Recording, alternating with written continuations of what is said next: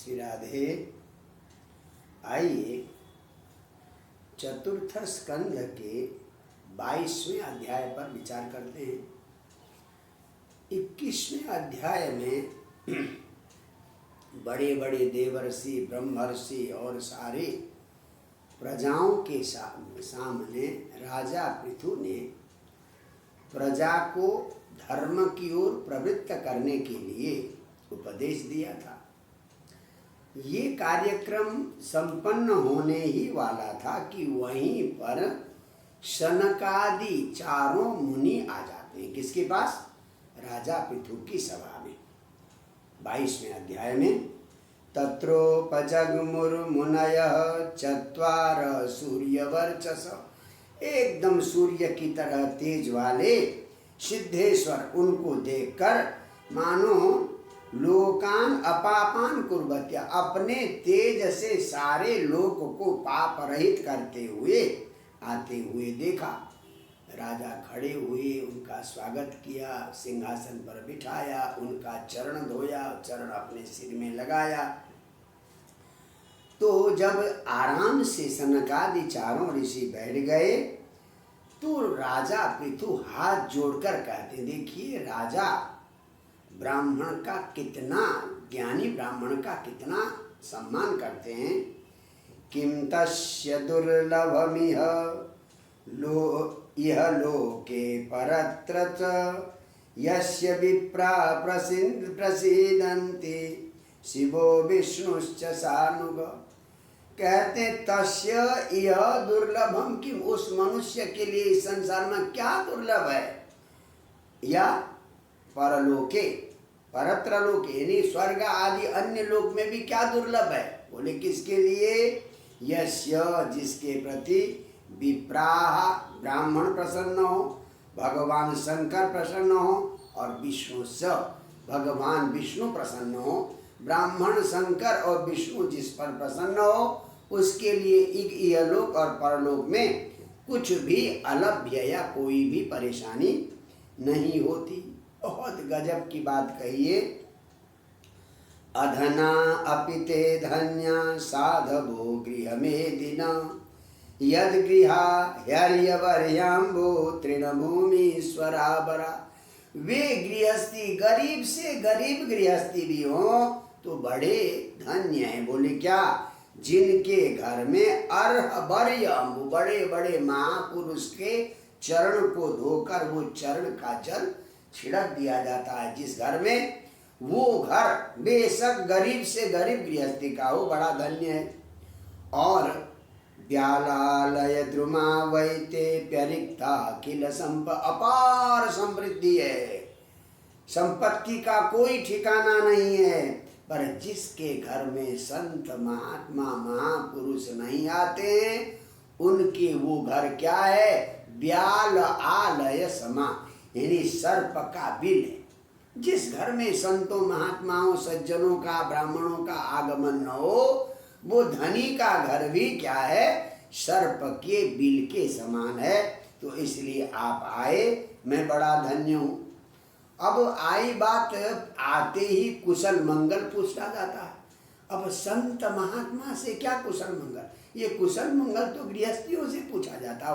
वो तो नित्य कुशल होते हैं, नित्य मंगलमय होते हैं। उनके यहाँ अकुशलता और अमंगलता तो होती ही नहीं है। इसलिए कहते हैं भवत्सु कुशल प्रश्न आत्मा रामेषु नेष्यते।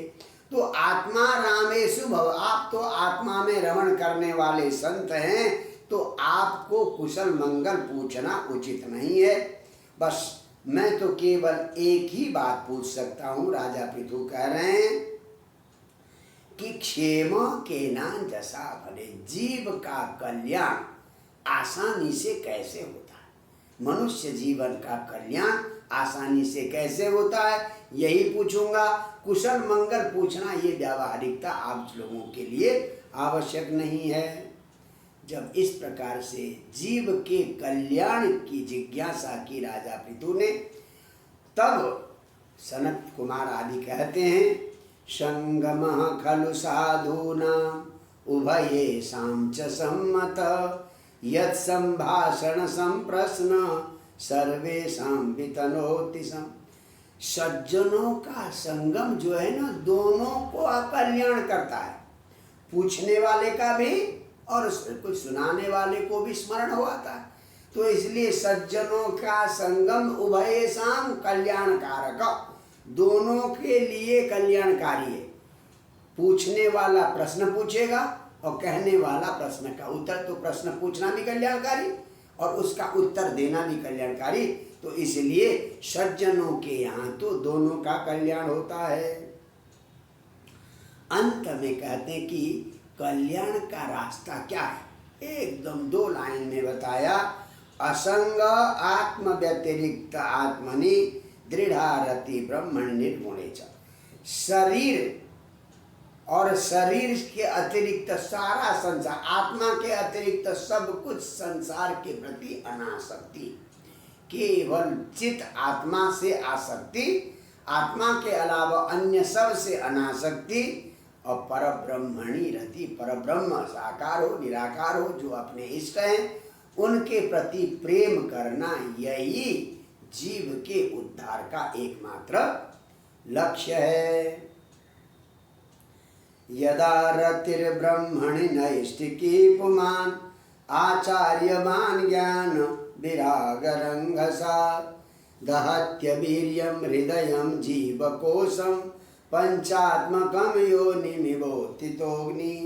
जब परब्रह्मा परमात्मा के प्रति मनुष्य रति करता है, प्रेम करता है, तो ज्ञान विराग रंगसा, और आचार्यवान गुरु की कृपा से, आचार्य के अनुग्रह से, ज्ञान और वैराग्य के वेग से, यानी जीव कोशम, हमारा अन्नमय कोश, ज्ञानमय कोश, मनोमय कोश, बहुत सारे कोश हैं, सूक्ष्म शरीर है, इन सब को दहती यानी जला डालता है, सारे समाप्त हो जाते हैं।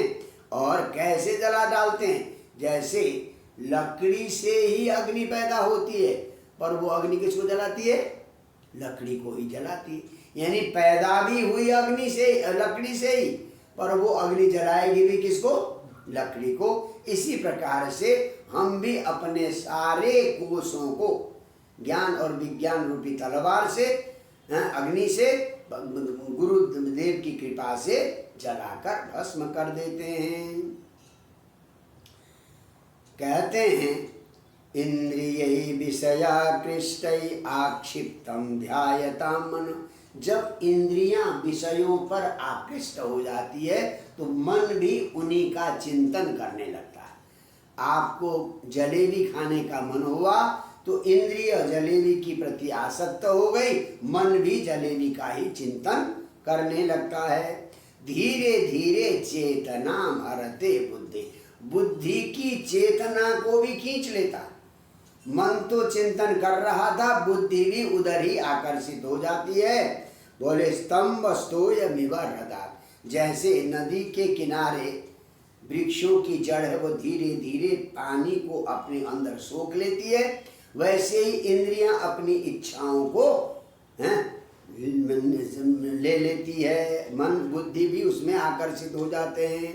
तो इसलिए तत्त्वं हरे भगवतो भजनीयमंग्रिम कृत्वोडुपम व्यसनमुत्तर दुस्तरार्णम।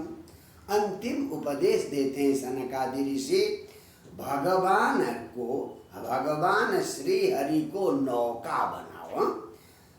हरे भगवतो भजनीय मंग्रिम, भगवान के जो सुंदर चरण है उनको क्या बनाओ? नौका बना के दुस्तर व्यसन अर्णवम, ये कठिन संसार रूपी सागर है, उसको पार कर जाओ। ये उपदेश दिया सनकादि ऋषियों ने। फिर राजा कहते हैं कि आपने हमारा बड़ा अनुभव किया है, बड़ी कृपा की। बताइए, पहले भगवान ब्रह्मा और विष्णु भी आए, तो यहाँ ब्रह्मा विष्णु के बाद संत आए, इसका मतलब भगवान से भी ऊंचा स्थान है संत का।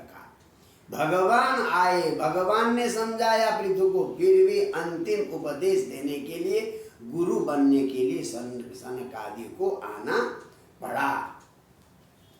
तो अब राजा कहते हैं कि सब कुछ अर्पण करते हैं गुरु के प्रति। प्राणादारा सुता ब्रह्मन गृहास परिच्छदा, मैं अपने प्राण, अपनी पत्नियां, अपने पुत्र, घर, संपत्ति, राज्य, बल, कोष सब कुछ आपके चरणों में निवेदन करता हूँ। सेनापति का पद, राज्य, दंड नेतृत्व से न्यायाधीश का पद, सर्वलोकाधिपत्यम, सारे लोक का अधिपति जो राजा का पद है वो कौन, उसका अधिकारी कौन है? वेद शास्त्रविद अर्हति। इन सारे दायित्वों को निभाने में समर्थ कौन है? जो वेद शास्त्र का ज्ञाता है। तो आप वेद शास्त्र के ज्ञाता हैं, सब कुछ आपको मैं अर्पण करता हूँ।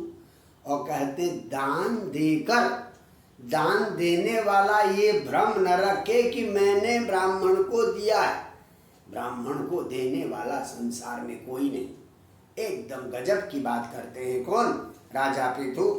स्वमेव ब्राह्मणो भुंक्ते स्वं बस्ते स्वं ददाति च। ब्राह्मण अपना ही खाता है, अपना ही पहनता है और अपनी ही वस्तु देता है। किसी को भ्रम नहीं रखना चाहिए कि मैंने ब्राह्मण को दिया है। ब्राह्मण अपना खाता है, अपना दान देता है, अपना ही पहनता है।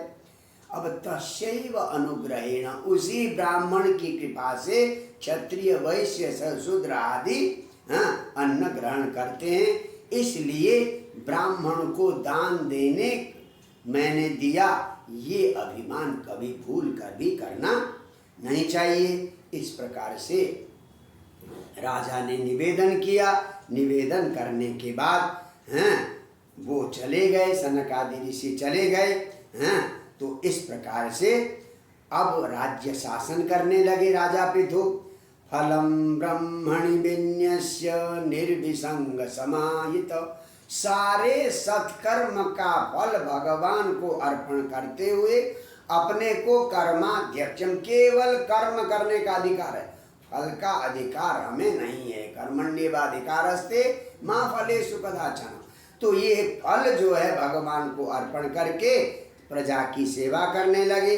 तो इस प्रकार से बोले कैसे? सूर्यवत। देखिए सूर्य पृथ्वी से पानी को लेता भी है और उचित समय पर बारिश भी करता है। तो कह सूर्यवत विसृजन ग्रहण, सूर्य देता भी है और ग्रहण करता भी, और प्रतपन दुष्टों को तपाता भी है। तो उसी प्रकार से दुष्टों को दंडित करते हुए, प्रजा से टैक्स लेते हुए, समय पर उसे वापस करते हुए, ऐसे प्रजा का शासन किया। ये अत्यंत आकर्षक, प्रेरणादायी ये राजा पृथु का चरित्र। जय जय श्री राधे।